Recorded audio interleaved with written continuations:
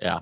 All right, let's talk about some of the stuff that's percolating around the league right now, including David Jiricek. It feels like we just keep on kind of waiting for something to happen. I found it interesting, actually, that Rob Rossi on our show DFO Live basically said, like, Don Waddell said no to whatever prospect the Penguins have. Dubas said, pick one. Waddell said, none of them interest me. And in my brain, because I'm always thinking Oilers, I heard that and went, okay, if they didn't want Rutger McGroarty or anyone in Pittsburgh's system, there's no one Edmonton has to make this work. Like, that was the moment. Like, Jiricek's not a fit here, right? I don't think so, for a lot of the reasons that you mentioned. Here's the only thing that's interesting is, and this is part of the reason why I believe this has taken so long over the last couple of days, is I think a few teams have gone back and said, you know what?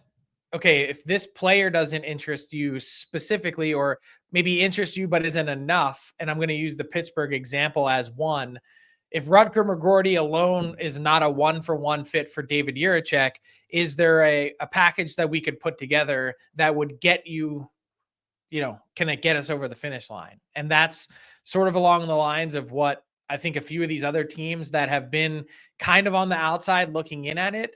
I think the Flyers are in that same situation.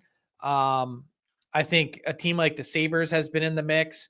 Certain teams that even have young pieces and players, like take Vancouver, they've got a few intriguing players that they could move, that they've basically said, we're drawing the line right here. Like, we could give you X, but we're not going to give you Y. And they're just like, you know what, we're out.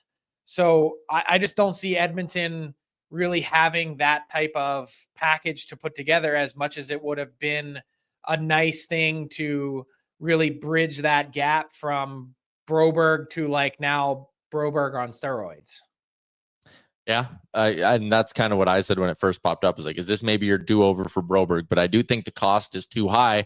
And again, it reflects where the Oilers are at. Like, I know there's talk, could Columbus just, be looking for picks, maybe start with a first-round pick and go from there. But if you're Edmonton, like, you got to save that first-round pick for a bigger swing. Like, if you're going to give your first to Columbus, it's for Provorov, not for Jiricek, because it's about winning right now.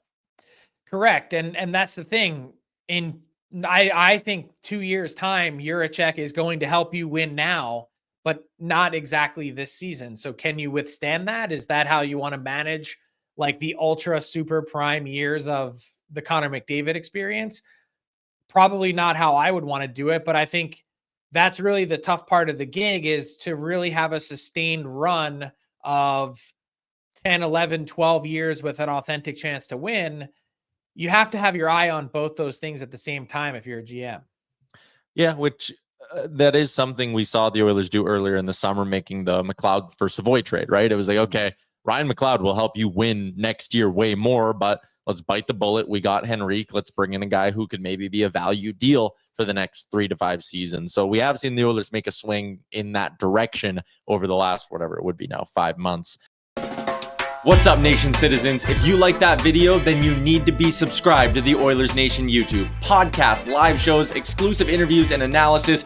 Everything you need from your favorite voices at Oilers Nation. And you don't want to miss any of it, so hammer that subscribe button.